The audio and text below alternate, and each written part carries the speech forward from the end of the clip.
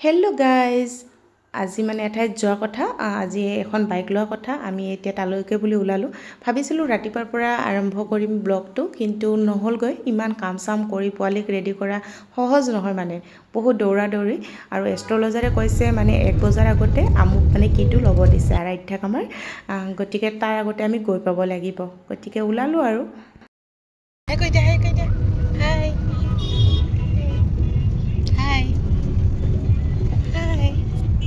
এতিয়া আমি ফাইনেলি আহি পাবৰ হ'ল আৰু পালোঁ আহি।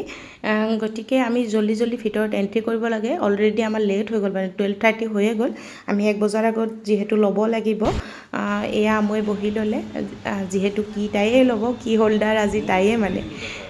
কিন্তু তাই আহি ব'ৰ হৈছে, কাৰণ ভাবিছে কি বহিব দিছে। যিহেতু মোৰ নামত গাড়ীখন লোৱা হৈছে, গতিকে মই ঢেৰ চাইন কৰিব লগা হৈছে। আৰু কিছুমান চাইন এতিয়া কৈ দিলোঁ, কিছুমান অকণমান দেৰিকৈ কৰি দিম বুলি কৈছোঁ। হৈ যাব বুলি কৈছে, একো কথা নাই। এতিয়া মই মানে সকলোবোৰ ন'টিচ কৰি আছে, ক'ৰ পৰা মানে আৰম্ভ কৰিব। লাহে লাহে তাই এডজাষ্ট হ'ব, হ'লে আৰু উৎপাত ষ্টাৰ্ট কৰি দিব। ছোৱালী চব চাই লৈছে মানে, এইয়া ইফাল সিফাল কৰিয়ে আছে মানে। আৰু এতিয়া পে'মেণ্ট মানে ক্লিয়াৰ কৰা হ'ল, আৰু অলম'ষ্ট আমি এতিয়া ল'ব পৰা হ'লোৱে আৰু। অকণমান কাম বাকী আছে। এইখন আমাৰ বাইকখন, গতিকে ৰেডি কৰাব দিয়া হ'ল।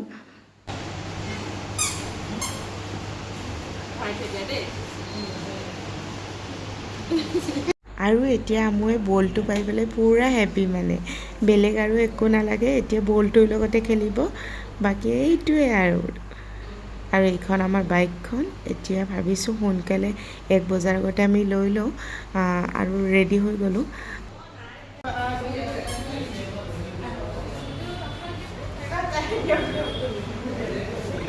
কি হৈছে?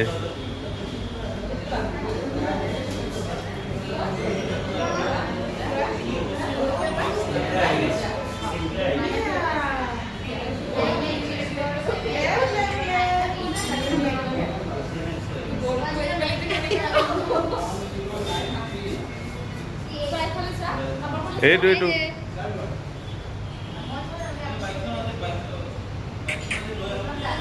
কি হৈছে? সিহঁতে মানে সুধিছিলে গামোচাখন মোক পিন্ধাব নেকি, কিন্তু মই ক'লোঁ আমুকে পিন্ধাও যাওক, যিহেতু তাইয়ে চাবি ল'লে। আৰু সিহঁতৰ ফালৰ পৰা এটা গিফ্ট দিছিলে। আৰু এয়া আমু আৰু বুলে বাইক ষ্টাৰ্ট দিলে। এতিয়া আমাক মাহীহঁতৰ ঘৰত থ'ব, আৰু অফিচৰ পৰা আহোঁতে আমাক লৈ যাব। মুনুৱে খুব ধুনীয়া টেষ্টি পোহা বনাইছিলে, লগতে মিঠাই আৰু টেকেলি পিঠাৰে চাহ খালোঁ। আৰু এতিয়া গিফ্টটো কি দিছে আপোনালোককো দেখুৱাওঁ, ময়ো চাওঁ। এতিয়া আনবক্সিং কৰোঁ।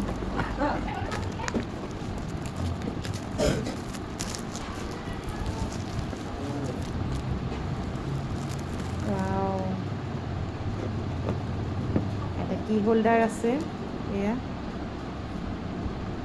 এইটো এটা ষ্টিকাৰ, আৰু এটা ধুনীয়া কাপ।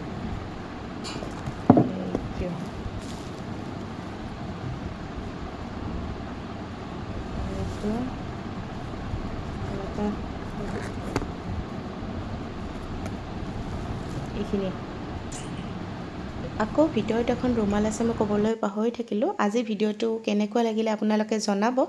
আজি আমাৰ মানে বাইক লোৱা সৰু সপোনটো মানে বাস্তৱত পৰিণত হ'ল।